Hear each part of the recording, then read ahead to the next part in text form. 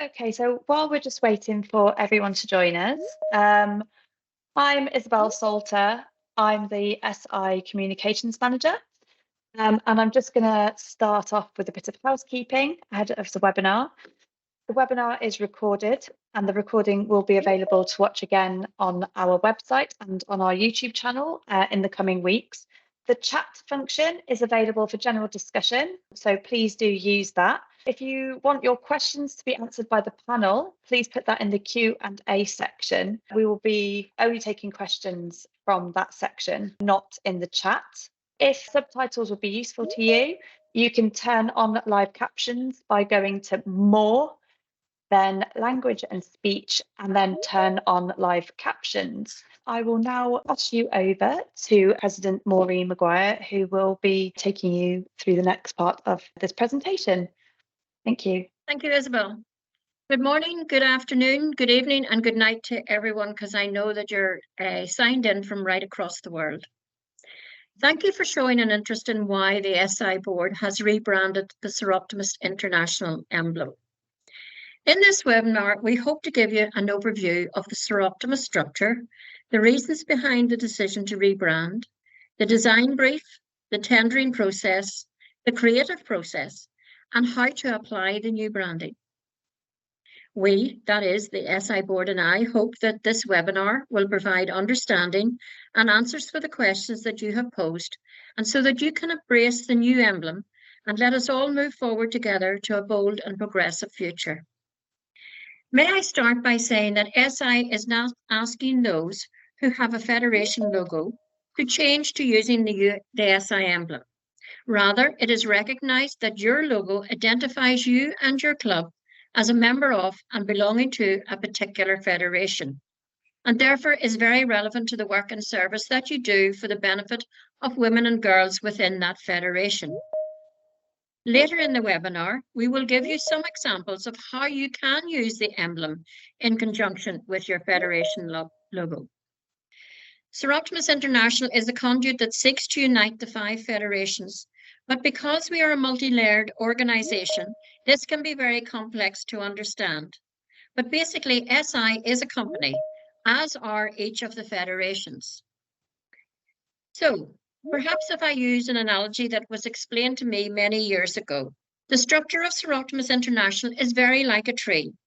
Yet, just like a tree, there are many different parts that are connected in some ways, such as through our mission and vision, our work for women and girls, and similarly, each part can impact on the other.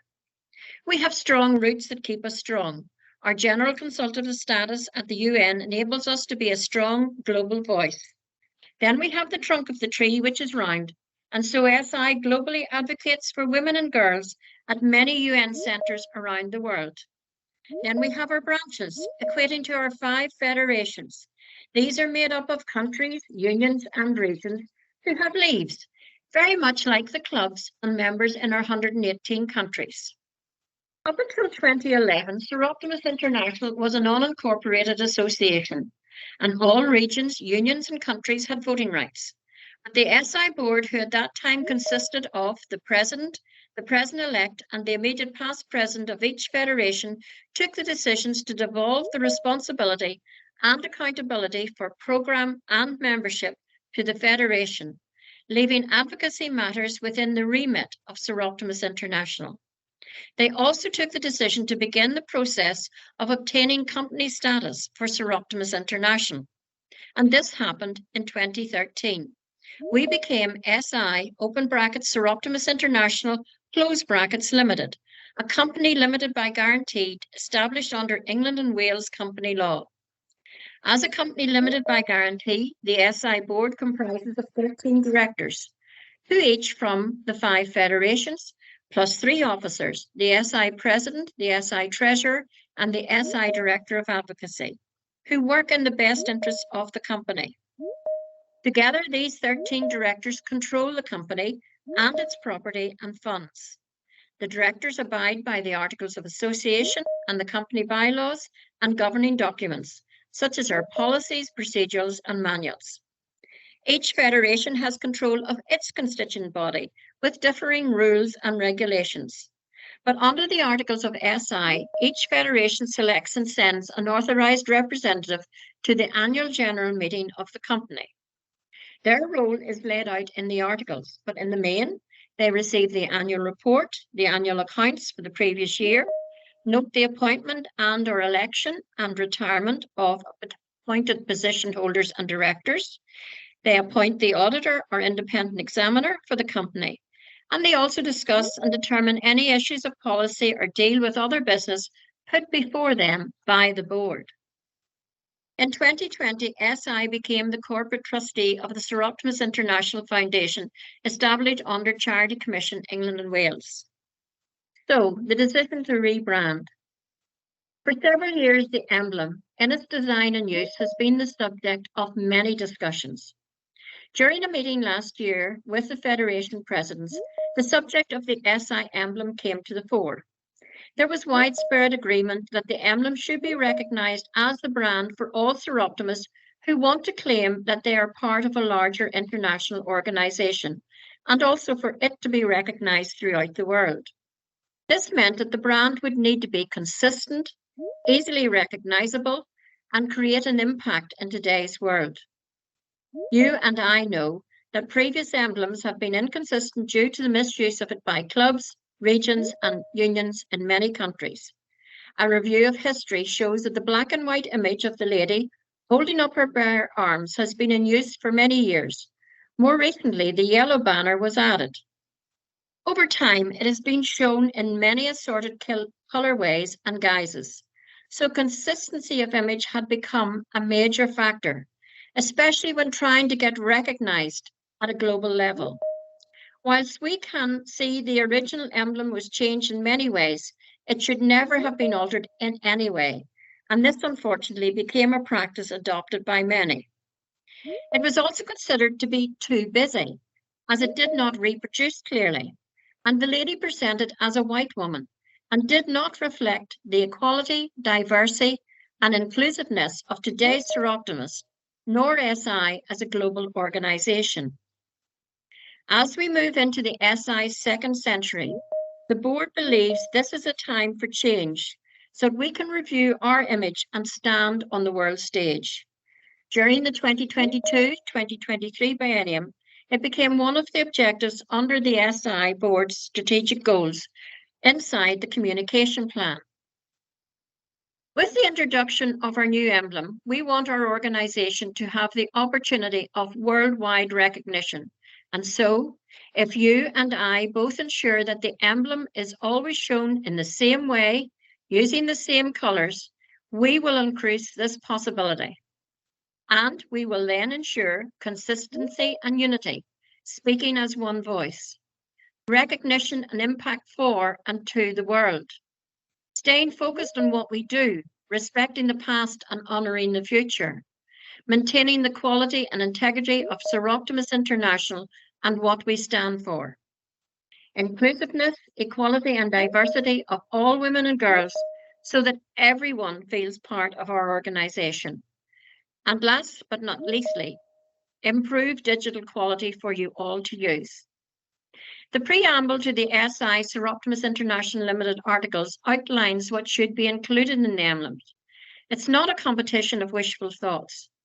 The articles state that the emblem may be used by member federations, and the bylaws provide for the federation and subsequently your club to use the words Soroptimist International of, with the understanding that the emblem is protected and not open to disfigurement. The SI board agreed to review the emblem at a meeting in 2022, and a design brief was drawn up with input from the federation presidents. At all time, SI's governance policies, procedures and processes for financial and regulatory functions were adhered to using due diligence. That concludes my part of this webinar. I am happy to answer questions relating to what I have just said. You may have some questions that relate to other parts of the presentation, so bear with us. We will try to answer everything. If we do not, then we will ask you either for your email address and reply later, but we're also going to produce a list of frequently asked questions that are coming out of this webinar, and out of the many emails and letters that you have sent. So Deborah, I'm happy to take questions now, if that's okay. Thank you, President Maureen. Please, can you explain once again to our Soroptimists who've joined us today in this webinar why it is important that we are recommending that the emblem, the new emblem, is used alongside Federation logos. What is the value and why are we doing that, please? Well, that would actually be taken away from what Rosemary is going to tell you later on, but we're asking you that when it's something in relation to Soroptimist International, such as a campaign or fundraising for the foundation, then we will ask you. And Rosemary will explain that much more clearer than I will. So I will leave that one to her.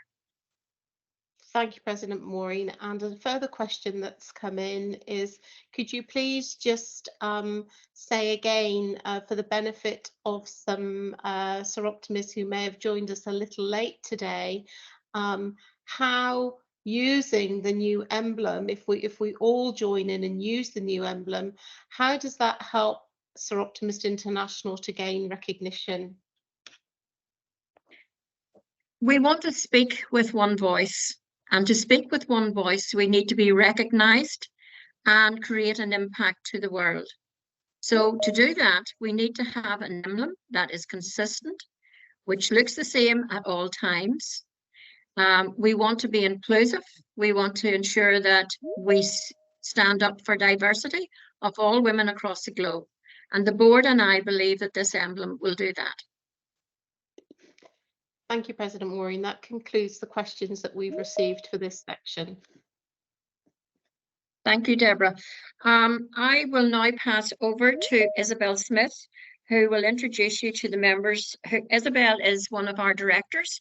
She is from SIHQ Federation, and she will introduce you to the members of the Communications Committee and take you through the next part.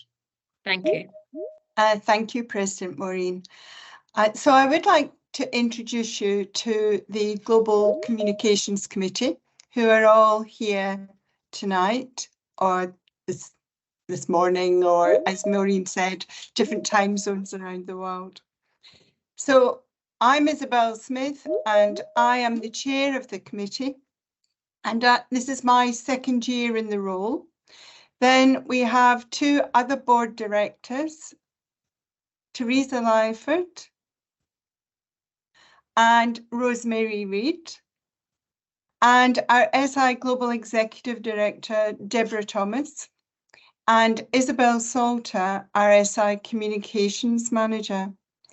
And then we have the International President Maureen and President-elect Sue Young as our ex officio members on the committee. So now I'm going to take you into the design brief and take you down some of the detail in the design brief, which is where it moved on to after Maureen's meeting with the Federation presidents. So the design brief had three parts. It had three main requests, those being that the emblem be restyled to represent our history but be relevant in today's world. So we were looking for a brand evolution. That the strapline be designed to be used with the emblem, and for both of them to be in different formats suitable for all media platforms and be able to be used successfully in landscape, portrait, and stacked. Also, a logo for the new Soroptimist International Foundation. And the strapline for that one was Educate, Empower, Enable. So our branding design brief gave more detail under the following headings. So the first heading was information about our organisation. So that was our mission, vision, objects and values. Soroptimist International principles, our target audience and industry, with us being a volunteer membership organisation with status and presence at the United Nations. Our competitors, our brand values, and our company name and status. We also included the current emblem and the strapline and the brand guidelines and applications of those to illustrate their use. The colour scheme, which the corporate colours are black and yellow, and asked in the design brief that also there would be versions for black and white, and in addition, could they demonstrate or show us how we could add colour, which we would be associated with the UN days.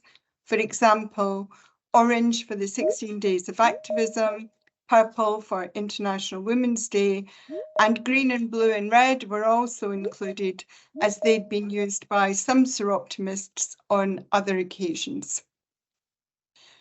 We also included a list of the do's, do wants and don't wants for our branding. So some of those you can see on the slide in front of us. So the design brief included what is in the preamble in the Soroptimist International articles, and we asked for a unique emblem that incorporated these distinctive features. So that was a clearly determined and proud female to be represented as inclusive and diverse in appearance, the laurel and oak leaves, the sun rays, the uplifted arms, and the words Soroptimist International, and that they be one on top of the other as stated in the articles. We wanted a timeless look and a feel in a sculptured artistic style that is suitable for a new century. Other requests were that it had future significance, to make our global voice known and heard, and to demonstrate and champion the sorority and inclusivity values, and at the same time be attractive to the next generation of Soroptimists. We gave a time frame in the design brief, which was a list of the essential deadlines and design stages for the project, a budget, the conditions of tendering, which Teresa is going to take us through, but the top headlines on those are relevant experience, appreciation of task, past performance, management and technical skills, and value for money. Our expectations of the tender were stated as well, which are a written response to the brief with a digital copy, examples of relevant work, testimonials from clients, and the names of at least 2 referees with contact details. So the board approved in September 2022 the design brief and evaluation process for the appointment of a company to produce designs for the evolution of our Soroptimist International branding. And as per our financial manual, we followed the agreed Soroptimist International process for tendering. The brief was sent to 4 design companies on the 20th of October 2022. So 3 companies were based in the UK, 2 had been used in the past by Soroptimist International, 1 that had been used by SIHQ, and 1 company that was based in France who had previously given a presentation at an online seminar on branding to Soroptimist International of Europe Federation. So 2 companies responded to the brief and sent in a tender. The other 2 contacted us but did not submit a tender. So now Teresa will take us through how we made the decision and the process that we used to do that. Thank you, Isabel. Each of the tenders were independently evaluated by each member of the SI Communications Committee, who previously used board-approved criteria and scoring sheet. Each element was scored on a scale of 1 to 5. The criteria and the detail behind each of the criterion heading, as listed on the current slide, is as follows. The first one was relevant experience. So a list or a minimum of 3 of relevant projects that were undertaken, and for each project we asked that they provide a description and relevance to the tendered project, the role of the tenderer, value for money, duration of the project, and of course, importantly, digital samples of the projects. And you can see the weighting on the right-hand side of the image on your screen. Looking at the appreciation of the task, we looked at past performance. So that included information on the organisation's performance in completing past projects to the quality standards required, their time performance, working within budget, their claims history, project management, and of course, product value. We also looked at their technical skills, and that's the competence of key management, professional and technical personnel that the tenderer proposes to employ on the project, with particular emphasis on the skills and experience in technical areas comparable to the project.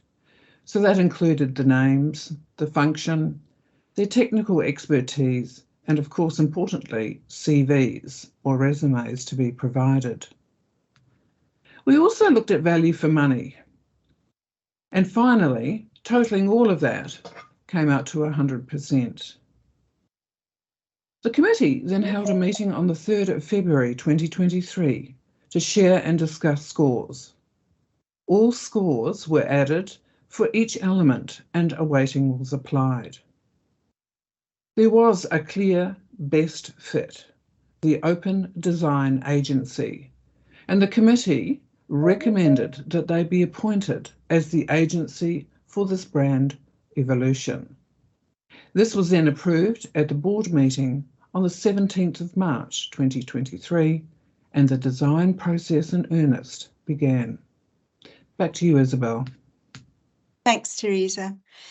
So the committee then met on the 2nd of May 2023 with Open Design Agency, and we, the committee, were presented with 3 design concepts. 2 of these were selected to recommend to the board, with 1 or 2 change requests just to meet the further meet the SI Articles of Association. A presentation of these designs was made by the designer to the board on Friday the 12th of May.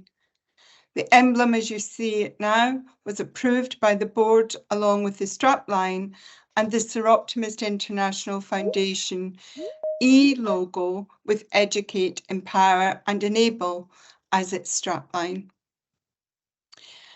So Teresa and I will now take any questions, Deborah, that there might be.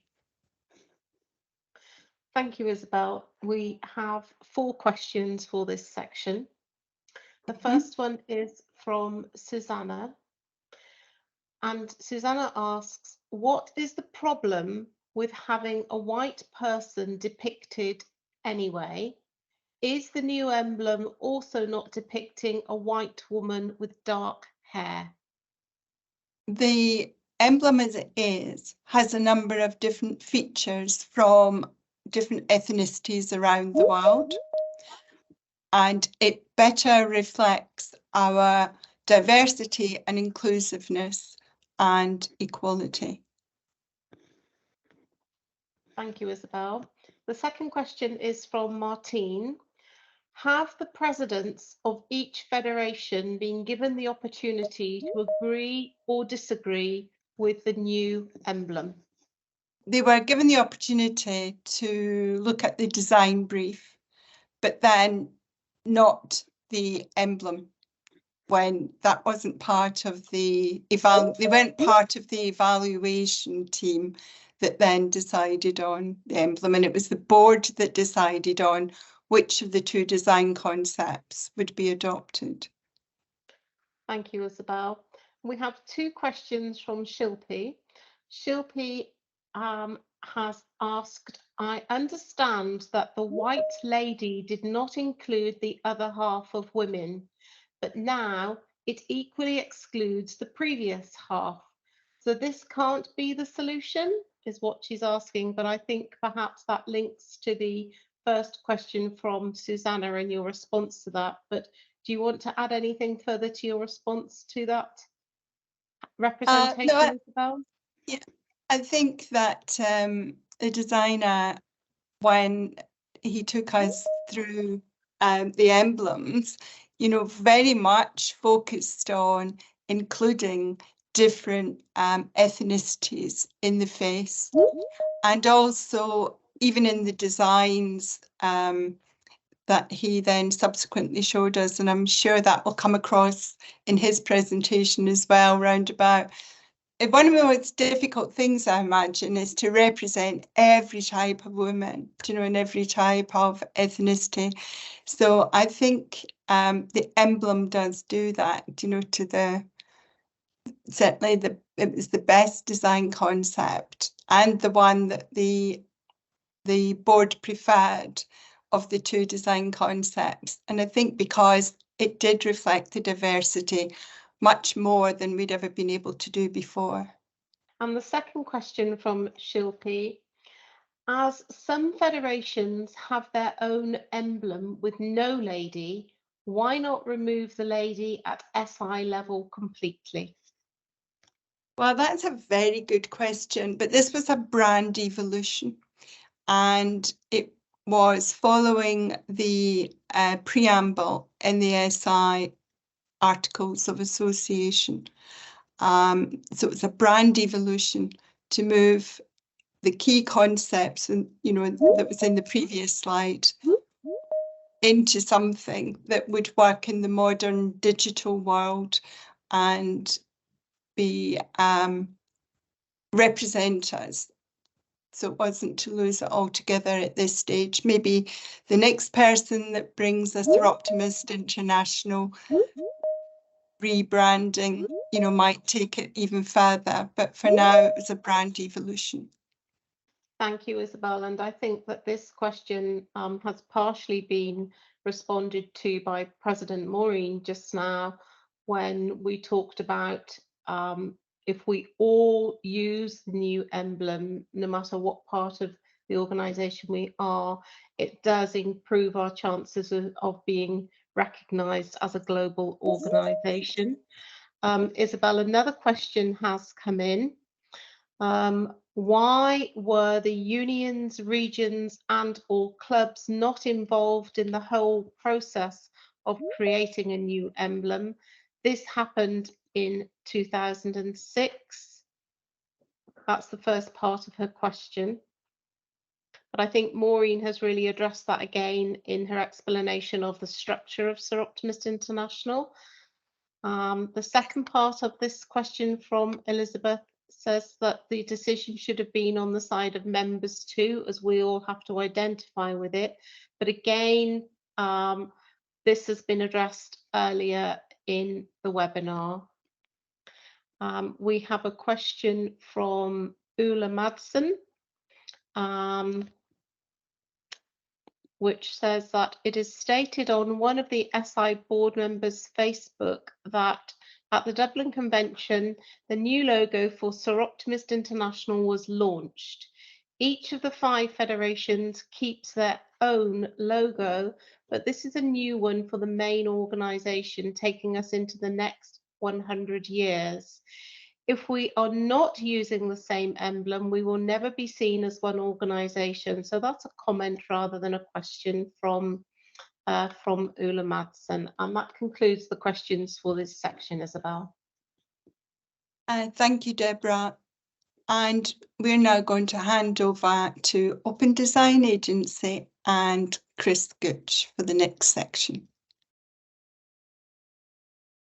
Hello, and welcome to the webinar. It's a pleasure to join you all. As Isabel has said, I'm Chris Scooch, the Creative Director of Open Design Agency based in the UK.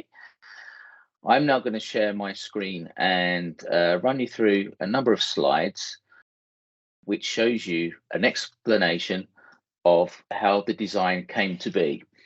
So I trust you can all see my screen. I'm going to start off with the taking the brief that was supplied to me by the board of Soroptimist International. I went to the heart of the brand values, which were listed on the left-hand side, including to be women-centric. This told me that I wanted to include a positive expression, the lady's attire and pose, forward-looking. Our lady is looking upwards with hope in her heart, with a future-proofed for digital usage. So aesthetically, we have her looking upwards, but from a practical point of view, it was imperative that the new artwork design was future-proof for digital use, which meant every single detail was pored over carefully to make sure that when it was used at different sizes, on screens, on phones, and in print, that it actually stood up and was legible in all these different digital and printed environments. To be international, as it's already been mentioned, to be ethnically diverse with Our Lady's features. The challenge, of course, was to represent women around the world and to be more ethnically diverse, as mentioned here. To be impactful, to carefully consider every single element of the design, which I'll allude to in a subsequent slide, and to be unique, to have a completely bespoke illustration and combine the elements as well of the Articles of Association to make sure that it's truly Soroptimist International through and through. As you've already seen on this slide, part of the brief was to include the part elements of the preamble of the Article of Association. So there were some ingredients that I had to consider to include into my new design. These include the sun rays, the oak and laurel leaves, a lady holding her arms upwards as per the previous emblem, and as I've said, to include the diversity elements and to attract the next generation of optimists with a contemporary design. This is just a little snapshot of a number of sketches, wordplay, to just put all these elements together. And so a number of sketches to put together and to allow me as a creative to explore the different elements for the structure and the overall composition of the new emblem. Every single detail of the emblem is intentional. You'll see here is a little snapshot again of every element of the vector format was carefully considered in terms of all the features to make sure that they reproduced at a small size, to make sure they work fine on digital, and to include all the elements, as I've mentioned before, but to overall result in a beautiful design that will last for a long time to come. So respect to the past with a vision for the future. So the challenge was to retain and evolve the key artistic elements, and I've listed them here. So as mentioned before, we have our sun rays, we have our lady reaching upwards, we have our lady herself, we have the oak leaf and laurel leaf within her apparel, and we have the Soroptimist International typography at the top and at the bottom. As mentioned before, all of these elements form part of the preamble of the Articles of Association. So whilst it's an evolution, that part of that was to have work within a framework. So the elements on the right-hand side have been, as I say, carefully crafted as a natural evolution to the previous emblem. To be digital friendly and to be a truly global brand, many modern brands allow flexibility within their brand guidelines. And what we've done here is allow there to be three emblem designs to be used. So on the left-hand side, we have the strapline and tagline encompassing the emblem. This can be used when there's more space available. The center emblem is the master version. And on the right-hand side, we have an abbreviated version, which allows the emblem to be used when used very small. Again, as an international brand, a professional brand allows the flexibility within its framework without compromising the integrity of the brand design. So with regards to the abbreviated version on the right-hand side, this slide shows how there's been challenges as in the past. And part of the brief was to make sure that it was legible and easy to use.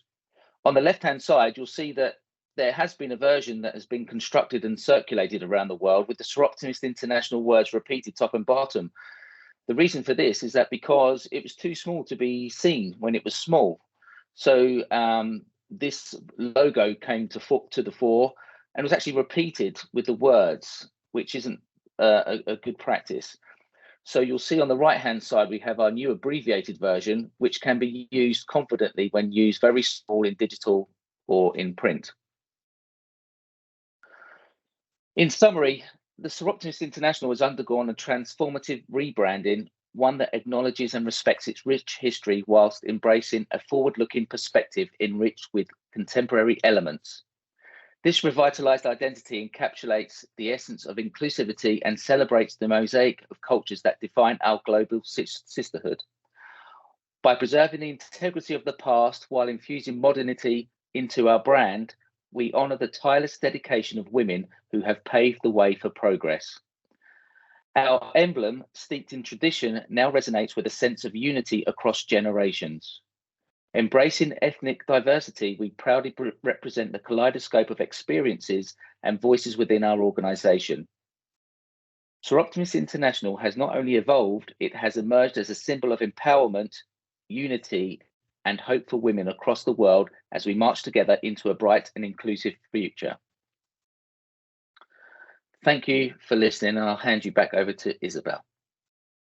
So thank you all for coming to this webinar. I'm just going to speak now, and after I've spoken and then Rosemary's spoken, there will be an opportunity for you to ask questions. So today I will be talking you through the brand guidelines and how-to document, which Chris has put together for us. I'm not going to take you through the whole thing because it's a 46-page document. It's a really thorough document, and it would take ages to go through it in detail, but this will be available to you to look through and sort of get to know at your own pace. It will be available in the next coming weeks. This is our graphic for a global voice for women, which is to be used on posters or if you want to put it in your email footers, things like that. And then the next section is the E, the foundation E. Isabel mentioned early on, this was part of the brief to create a new logo for the Soroptimist International Foundation so that it was clearly recognisable in anything that we do, any fundraising. So Chris developed this really powerful E. You may have seen it at the convention. You can download the full emblem suite, including the E and the Global Voice for Women, through this document. So when this document becomes available in the coming weeks, you'll have access to download all of these and use in all of your marketing materials. This is so that you can see how the emblem works with certain colours. So this really relates to when we're doing a centralised campaign. So for the orange here, that's our orange that we use for the 16 Days of Activism campaign. This campaign is going to be launched really soon, actually, because 16 Days of Action starts on the 25th of November. The reason that we have a set colour is, again, just so that our branding looks the same when we're having a centralised campaign, and it's to show that we are one unified voice. For the purple, this would be used for International Women's Day.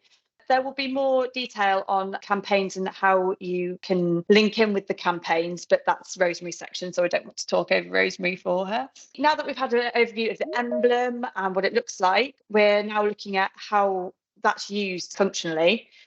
So Chris has designed examples of pop-up banners, and what he's also done is created templates so that you can actually download the template and put your own images into them.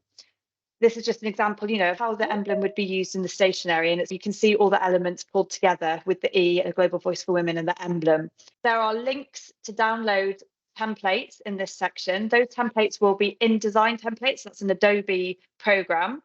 If you don't have Adobe, but you do use Canva, I will be developing templates for use on Canva just to make it really, really simple and easy for everyone to use. So it's a really thorough document. It's huge. It's brilliant. So once it's online, please do take a full look at it and really get to know the branding. So now I'm going to pass you over to Rosemary, who will explain how to use the emblem in conjunction with your own federation logo. Thank you. Thank you, Isabel, and hello, everyone.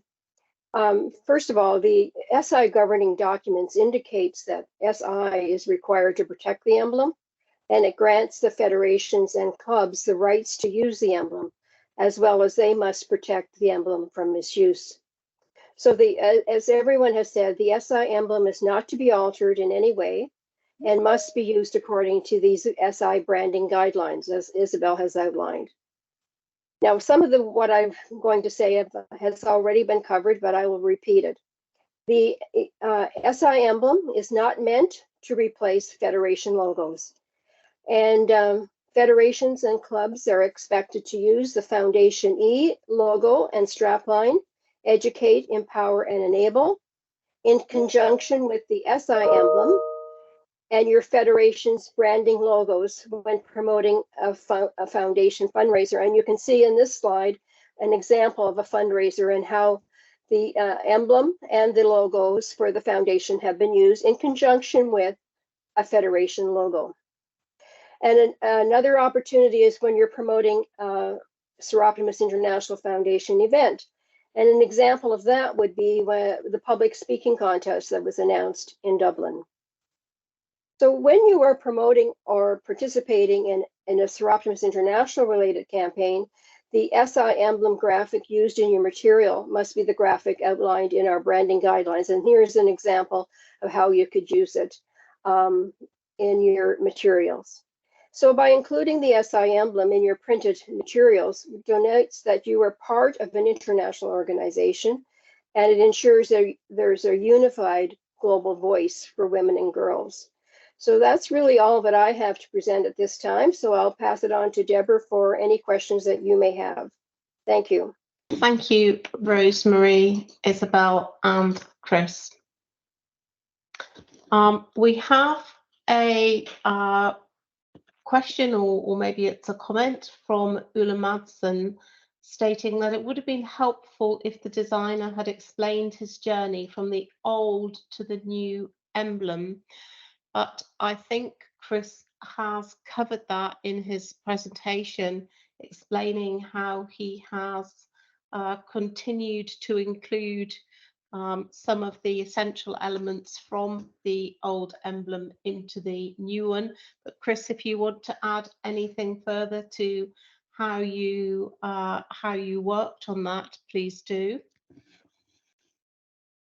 Yeah, I mean, part of the challenge, as we've said before, is to represent, you know, all the nationalities, ethnicities around the world is quite frankly impossible.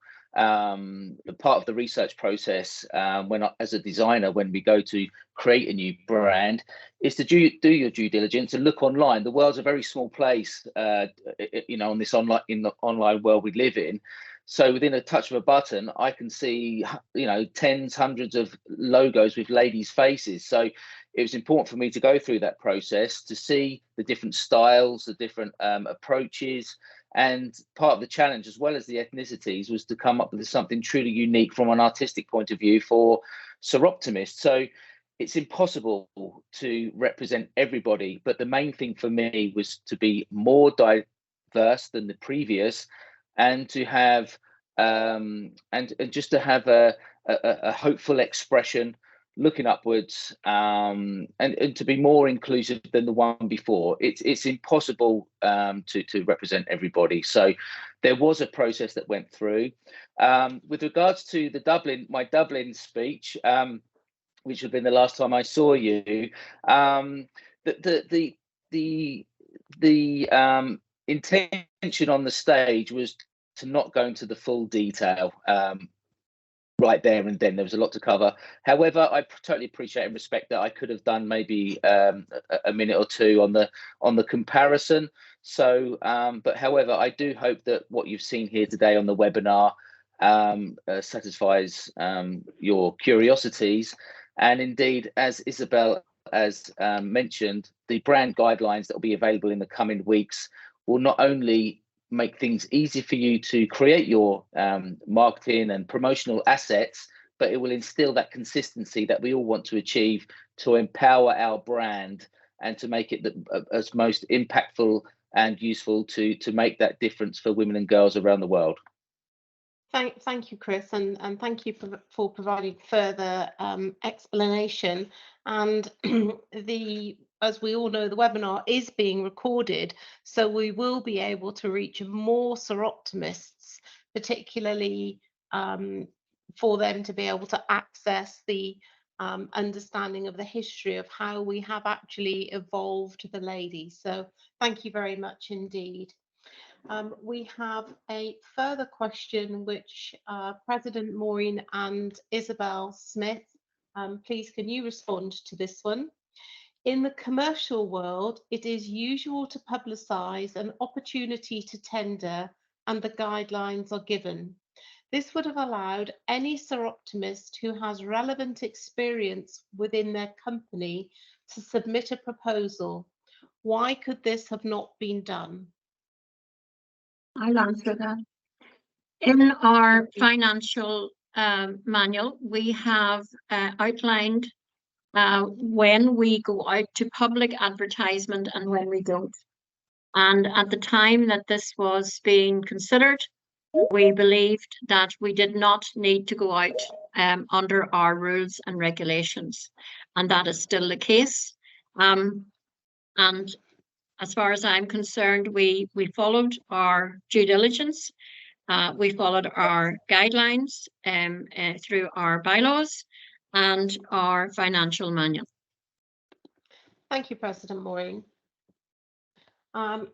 We have 3 questions from Elizabeth. The first question is the presentation available for members? Elizabeth, I'm able to answer that question for you. This webinar is being recorded and we will be sharing it in the next week or 2 with everybody. And along with that, we will also be publishing frequently asked questions, which will include some of the questions that we've not been able to get to today. Further to this, a question for Chris and Isabel Smith. Is the blue colour allowed for the new emblem? No. No, I was not. going to say that. Yeah, no. No, the guidelines it's black and white as per the previous emblem, and the guidelines will state it's black and white, and then we have the specific colours for the UN special days. There is a secondary colour palette which isn't to be used for the logo, but what it does do is allow for some flexibility to accompany the primary colour palette, which is the SI yellow, grey, black and white. A secondary colour, as with all good brands, means it provides the users with flexibility should they be using it for a presentation or some illustrations. Rather than just have a guess at what colours to include, there's a series of secondary colours that will complement the primary colour palette. So there are other colours to use, but just not with the emblem itself. Thank you, Chris. And further to that question, again, I think a question for you, Chris, and for Isabel Smith. From Elizabeth, I have seen the emblem used by SI in reverse black and white colours here and there, but not today, not yet. But I think that may be referring to our old emblem. So please, Chris and Isabel, could you respond to that question? We've been very clear as we've kind of gone through our journey that it's always the way it is looking at the moment, which is the black and white. And as you can see, we are using it on the backgrounds against a yellow, but the yellow isn't part of the black and white emblem. It's the colour is in the background. And in the two examples that were in Isabel's presentation, you saw the 16 days of activism, which was the black and white emblem against the orange background. And then she showed you another example of it against the purple background. And that is how it is being used. Chris, do you want to add anything else there? No, it's a very good question. So thank you for the question coming in. As Isabella said, it's to be used as intended in the black and white version. From a technical point of view, the only way when it's reversed is if those at the convention and those that have received a quadrennial brochure, as a designer, I had to actually flip it as an inverted piece of artwork to allow the gold foil to print. So in a way that was inverted, but to allow the white space to become the positive color for the gold. But to go back to your question, it's not to be inverted. It's to be used as intended, as you can see there on the lady's the background graphic. Thanks, Chris. Thank you, Chris. And we have a question which I think is for President Maureen. Our club will have to renew all of our printed communication materials. Will there be any support from SI to reprint all of our stuff? And I think this is a financial question, President Maureen. Thank you, Deborah. I was going to mention this in my closing remarks, but I will mention it now. We recognise that clubs throughout the world have many banners, flags that currently show the previous emblem. We are going to allow for 5 years, but in materials that are digital, we would ask you to change them now. That's no issue. If you get your materials such as your letterheads, you can change those immediately because you can use the letterhead that is currently on the brand guidelines, or you can download the logo and upload it onto your own letterhead. So we do recognize that there will be a cost for some clubs, but we're going to allow where it is something like a pull-up banner or a flag or some sort of banner that you have. I know that some people have signs outside towns where they are either in wood or in stone or in plastic. We are allowing a 5-year for that.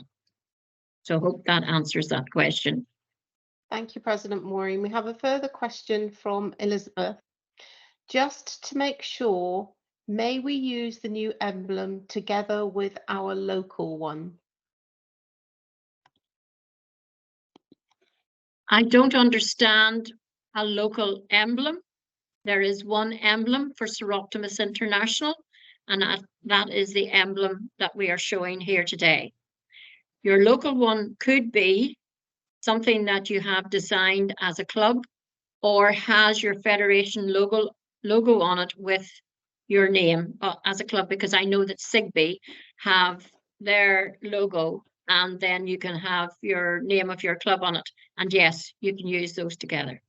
That's your decision. Thank you, President Maureen. Shilpi has said that there are some recurring questions in the chat, but we cannot answer them, Shilpi. Please, could somebody copy them into the Q&A? We are approaching the end of the webinar, but if there are some questions which are reoccurring, please do pop them in the Q&A and we will do our best to respond to them. Thank you, President Maureen. Okay, I have been watching the chat and I have seen some comments, and we hope that we will be able to lift some of the comments and the questions that are in the chat, and we will add those to a frequently asked question document that we're hoping to do. I'm disappointed that some people are disappointed in my answer to the answer of finance. But I think you have to remember that SI board directors are bound by our policies and procedures, especially in relating to legal and financial matters. As you journey through life, we all meet challenges. We all learn. And we recognize that perhaps on reflection, we could have done better or done things differently. But that is how we learn and how we can do better the next time around. And we expect that perhaps we did not involve the authorised reps as much as we should have done. We are looking at a new website for Soroptimist International, and we will involve the authorised representatives. It is the authorised representatives who are members of Soroptimist International. Individual Soroptimists are members of their clubs.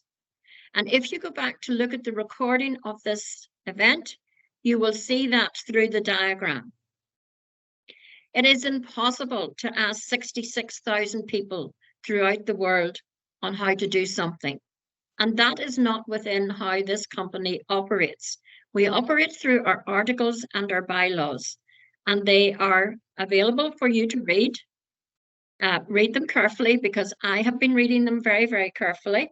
It's in legal language and you need to be careful.